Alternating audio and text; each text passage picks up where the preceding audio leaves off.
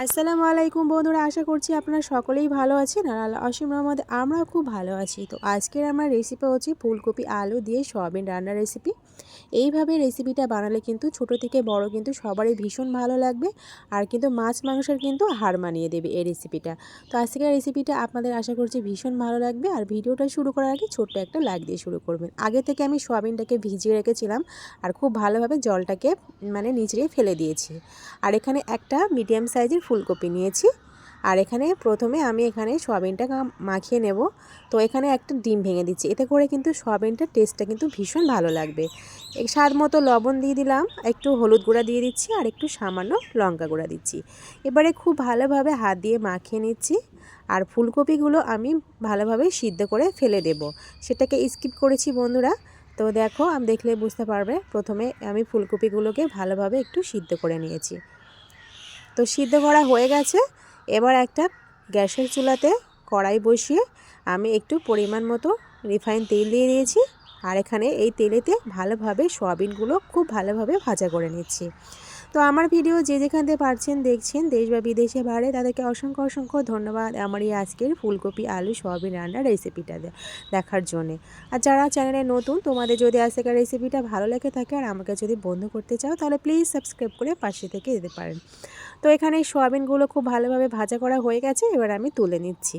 আর এবারে সেই একই কড়াইতে আমি একটুখানি রিফাইন তেল দিয়েছি, তাতে আমি ফুলকপিগুলো একটু ভাজা করে নেব। হালকা করেই ভাজা করব, যাতে করে ফুলকপির গন্ধটা একটু চলে যাওয়ার জন্যে। তো বন্ধুরা, সত্যি বলছি ভীষণ ভালো লাগবে, এইভাবে একবার বানিয়ে দেখবেন। সয়াবিন আলু আর ফুলকপি একসাথে রান্না করলে সত্যি বলছি মাছ মাংসের কিন্তু একদম হার মানিয়ে দেবে।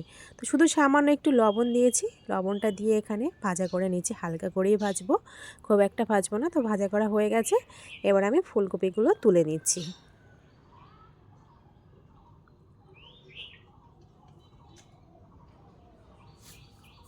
এবারে রান্নার জন্যে চলো আর একটা কড়াই নিয়ে নিচ্ছি, গ্যাসের চুলাতে বসিয়ে দিলাম। এবার এখানে দিচ্ছি সরিষার তেল। এখানে ছোট চামচের 4 চামচের মতো সরিষার তেল দিয়েছি। যেহেতু আগে থেকে অলরেডি ভাজার জন্য বেশ কিছুটা তেল দিয়ে তো ভাজা করেছি, সেই জন্য একটু সরিষার তেলটা একটু কম দিচ্ছি। এখানে গরম মশলার ফোড়ন দিয়ে দিলাম, দুটো ডালচিনি, বেশ কয়েকটা লবঙ্গ দিয়েছি আর এলাচ দিয়েছি 3 টুকরো। আর আগে থেকে আমি দুটো বড় সাইজের পেঁয়াজ কুচিয়ে রেখেছিলাম, সেই কুচিটা আমি তেলের সঙ্গে খুব ভালোভাবে ভাজা করে নিচ্ছি।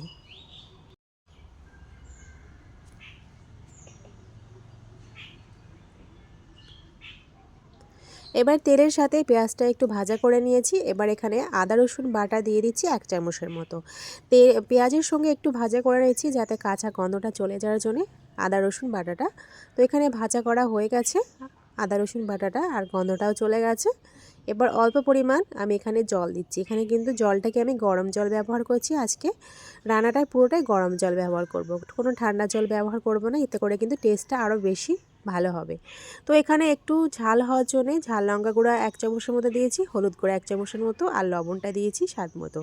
দিয়ে খুব ভালোভাবে পেঁয়াজটাকে ভালোভাবে একটু কষিয়ে নিচ্ছি।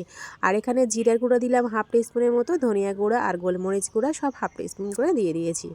দেওয়ার পরে খুব ভালোভাবে মশলাটা একটু কষিয়ে নিচ্ছি। আর আগে থেকে কিন্তু আমি ছোট ছোট আলু, একদম ছোট ছোট, ছোট আলু, যখন নতুন যে আলু উঠেছে সেই আলু কেটে রেখেছি, সেই আলু দিয়ে আজকে রান্নাটা করছি। তো আর একটু জল দিয়ে দিলাম। দেওয়ার পরে এখানে টমেটো, একটা মিডিয়াম সাইজের টমেটোটাকে আমি গ্রেট করে নিয়েছি গ্রেটারের সাহায্যে। তারপরে টমেটো বাটাটা এখানে দিয়ে দিয়েছি। দেওয়ার পরে টমেটোটাকে একটু কষিয়ে নিচ্ছি, যাতে করে টমেটোর কাঁচা গন্ধটা চলে যাওয়ার জন্য। যে বললাম আলুগুলো কেটে রেখেছি, সেই আলুগুলো, গোল আলু, ছোট ছোট নতুন আলু, এটাকে আমি দিয়ে দিয়েছি। দেওয়ার পরে সয়াবিনটাও দিয়ে দিয়েছি, যাতে করে খুব ভালোভাবে সয়াবিনটা সিদ্ধ হয়। আলু আর সয়াবিন একসাথে ভালোভাবে কষিয়ে নিচ্ছি। আর ফুলকপিটা খুব তাড়াতাড়ি তো সিদ্ধ হয়ে যায়, আর অলরেডি প্রথমে সিদ্ধ করেছিলাম, তারপরে ভাজা করেছিলাম, সেই জন্যে ফুলকপিটা একটু সিদ্ধ হয়ে আছে, সেই জন্য আমি সব শেষে দেব। তো এখানে একটু কষিয়ে নিয়েছি, ভালোভাবে কষিয়ে নেওয়ার পরে আমি এখানে একটু জল দিয়ে দিলাম। এবার আমি গরম জলই ব্যবহার করছি বন্ধুরা। তো এবার আমি ঢাকনাটা খুলে দিয়েছি 10 মিনিট পর। তো দেখতে পাচ্ছেন আমার ঝোলটা কিন্তু কমে গিয়েছে। 10 মিনিটে কিন্তু আলুটা 60% সিদ্ধ হয়ে গেছে, আলু সয়াবিন সবগুলোই। এবার আমি ফুলকপিগুলো দিয়ে খুব ভালোভাবে আলু আর সয়াবিনের সাথে খুব ভালোভাবে কষিয়ে নিচ্ছি। তো এখানে আমার ফুলকপি আর আলু সয়াবিনের সাথে কষানো হয়ে গেছে, আর একটু লবণ আমি দিচ্ছি, আর একটু লবণ কম লাগছিল সেই জন্য আমি লবণ দিয়েছি। এবার আমি ঢাকনা চাপা দিয়েছি, এখন কিন্তু কোনো জল দিচ্ছি না। তো আমি একটু ভালো করে কষিয়ে নিচ্ছি, তারপরে জল দেব ঝোলের জন্যে।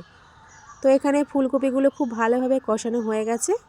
আর এইভাবে রান্নাটা করলে কিন্তু ফুলকপিগুলো একদমই আস্ত থাকবে, ভাঙবে না বন্ধুরা।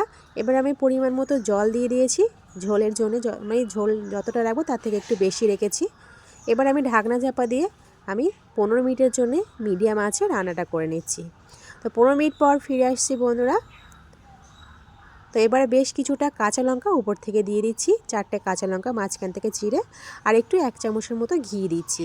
এতে করে কিন্তু স্বাদটা ভীষণ ভালো লাগবে, আর ফ্লেভারটা কিন্তু খুব সুন্দর আসবে। তো বন্ধুরা, আজকেকার আমার এই খুব মাছ মাংসের হাড় মানিয়ে দেওয়ার এই রেসিপিটা কেমন লাগলো কমেন্টে কিন্তু জানাতে ভুলবেন না, আর লাইক করবেন, প্রয়োজনে শেয়ার করবেন বন্ধুদের কাছে। তো আজকে এই পর্যন্ত, আবার অন্য একটা রেসিপি নিয়ে আপনাদের সঙ্গে হাজির হব। তো বন্ধুরা, সুস্থ থাকবেন, ভালো থাকবেন।